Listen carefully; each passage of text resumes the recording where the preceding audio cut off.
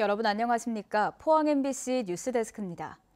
지난해 태풍 흰남노 때 최악의 홍수 피해를 입은 포항 냉천과 칠성천 유역의 재해 예방을 위한 연구 용역 결과가 최근 나왔습니다.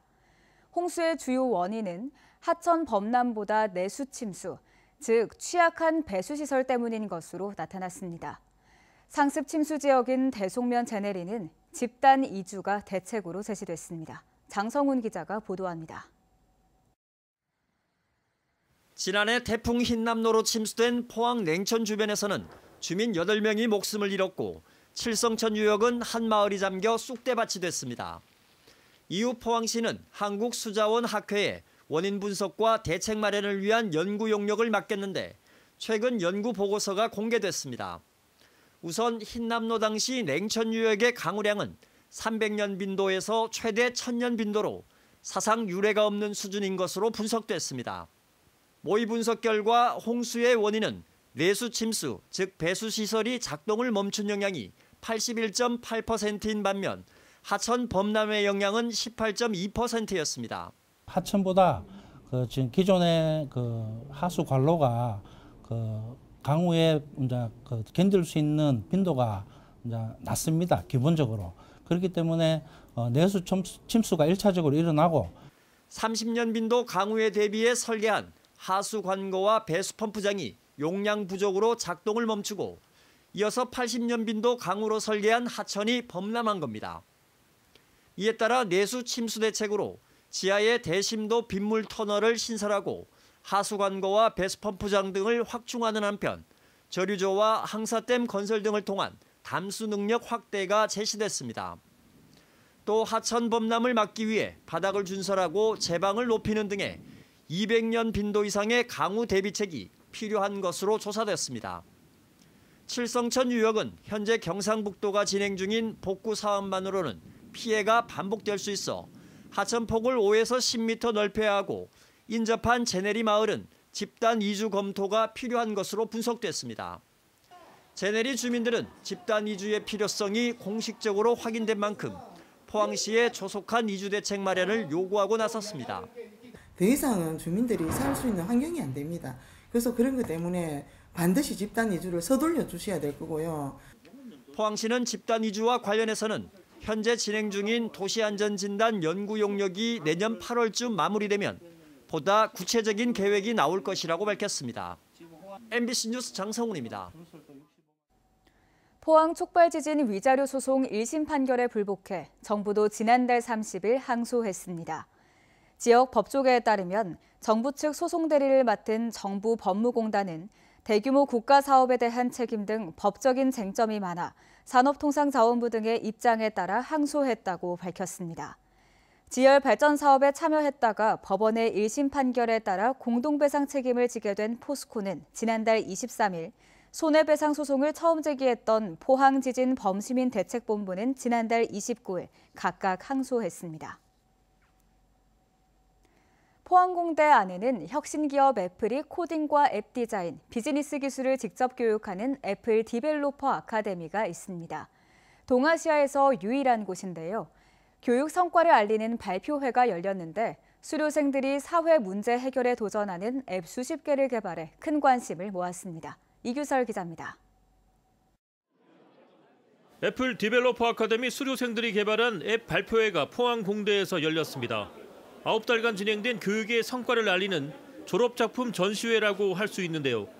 사회 문제 해결에 도전하는 혁신적인 앱들이 여럿 개발돼 관심을 모았습니다. 발달장애 여성의 월경 주기 관리를 도와주는 앱 마이몸이 현장의 이야기를 반영해 자활과 범죄 예방까지 염두에 두고 개발됐습니다. 이 앱을 자기가 직접 쓰면서 뭔가 월경이나 본인 몸의 변화에 대한 이해도가 좀 높이는 것도 하나의 효용 가치라고 생각합니다.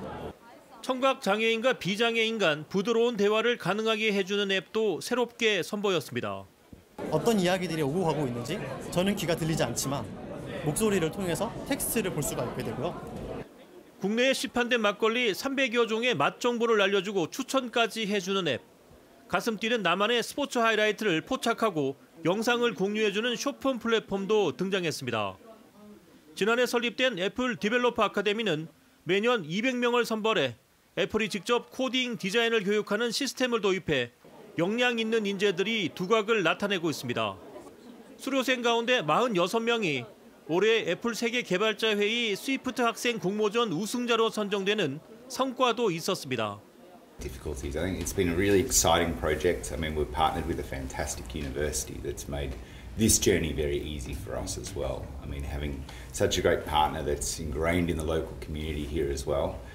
애플은 지역에서 교육생 선발을 확대하는 한편 포항 지역 고교생들을 위한 교육 프로그램도 도입할 계획입니다.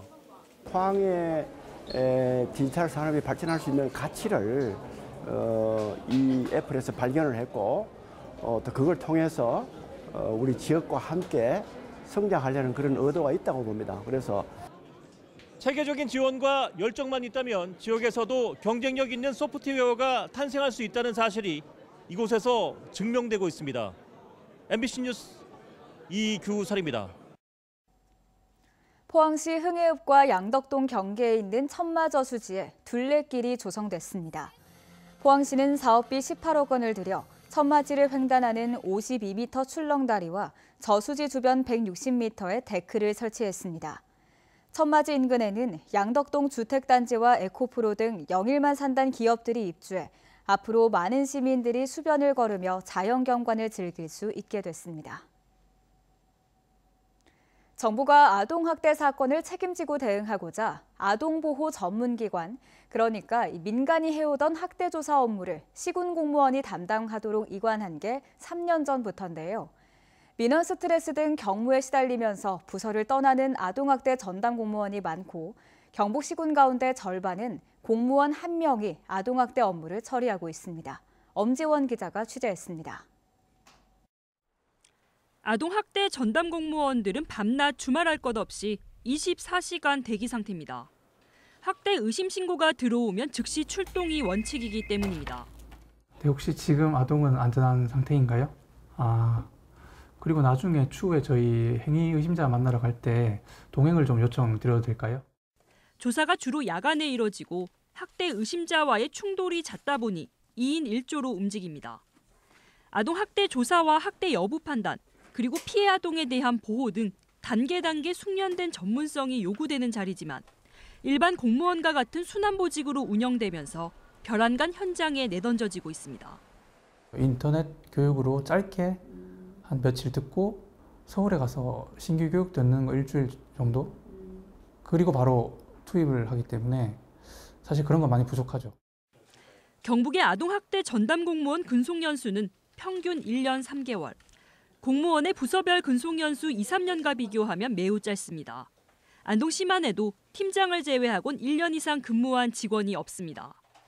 아무래도 몇 달 하면 다들 바뀌니까 힘든 부분이 맞고 어쩔 수 없는 것 같아요. 다들 하기 싫어하니까. 혼자서 아동학대 업무를 보는 곳도 많습니다.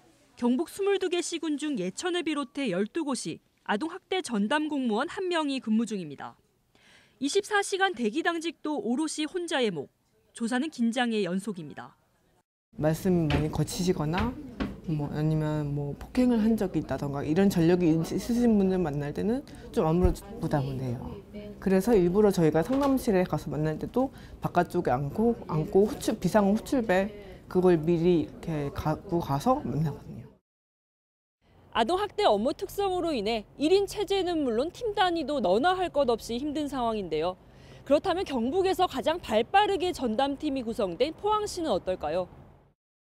포항시는 아동학대 전담 공무원제 시행을 위한 아동복지법 개정 이전인 2020년 7월부터 아동보호팀을 신설해 운영을 시작했습니다. 아동학대 전담병원을 전국 최초로 지정하고 학대 피해로 즉각 분리가 필요한 보호 대상 아동들이 머무는 일시 보호시설 또한 지난해 연말 포항에 문을 열면서 도내 전 시군이 활용하고 있습니다. 무엇보다 전담 인력 확보에 공을 들였습니다. 현재 전담 공무원만 9명. 이들을 보조하는 공무직 전담 요원 포함 총 15명으로 도내 최대 규모인데 조례로 2년의 필수 근무 기간을 두고 있습니다. 필수 근무 기간이 끝나면 희망부서로 우선 발령해줍니다. 또 초과 수당 제한을 대폭 풀고 별도의 수당을 지원하는 한편 공무원의 일반 당직에서도 제외됩니다. 최대한 이탈을 방지해 업무 연속성과 전문성을 유지하기 위해서입니다. 아동학대 행위자를 조사를 한다는 게 이게 그 일반적인 사회복지하고는 달라가지고 이게 그 행위자를 대하는 방법, 그리고 특히 피해 아동에 대해서 이제 진술을 이끌어내는 방법, 이런 것들이 하루아침에 이제 이게 익숙해지는 건 아니거든요. 그런 전문성을 좀 확보하자. 경무 기피 부서에서 이제는 속속 자원자가 생길 정도입니다. 아동학대 업무가 이제 말 그대로 이제 아무나 할 수 없다는 업무라면 제가 이제 하고 싶은 마음도 좀 있었고, 아동들이 좀 안전한 모습, 그다음에 안전한 이런 상황에서 정상적으로 이제 성장을 할 수 있는 그 도움을 주는 게 이 큰 사명감으로 작용을 하고 있는 거죠. 지난 9월을 끝으로 아동학대 전담 공무원제 유예 기간이 종료됐습니다. 아동보호 전문기관의 동행과 지원 없이 아동학대 조사와 판단, 후속 조치를 전담 공무원이 독자적으로 처리하게 되면서 현장의 어려움은 더 가중될 것으로 보입니다. MBC 뉴스 엄지연입니다. 오늘 오전 9시 50분쯤 포항시 학잠동 자이에서턴 아파트 신축 공사장에서 1.5m 높이의 철근 구조물이 무너졌습니다. 이 사고로 외국인 작업자 2명이 구조물에 깔렸다가 구조돼 병원으로 이송됐습니다. 경찰과 소방당국은 사고 경위를 조사하고 있습니다. 경주시가 울퉁불퉁한 도로를 통과하며 자전거를 탈 수 있는 펌프트랙을 오는 15일부터 시범 운영한다고 밝혔습니다. 경주시 천북면에 조성된 펌프트랙은 전문가와 일반인, 어린이 코스로 나눠져 있고 오전 10시부터 오후 5시까지 연중 무료로 운영됩니다. 경주시는 시범 운영 기간 불편 사항 등을 개선해 내년 3월 펌프트랙을 정식 개장할 예정입니다. 포항해경 구룡포 파출소가 동해지방해양경찰청 소속 함정 48척과 파출소 18곳을 대상으로 실시한 평가에서 최우수 파출소로 선정됐습니다. 구룡포 파출소는 단속 및 구조 실적과 업무 평가, 구조 경진대회 입상 실적 등에서 높은 점수를 받았습니다. 이번 선정으로 포항해양경찰서는 2021년부터 3년 연속 최우수 파출소를 배출하게 됐습니다.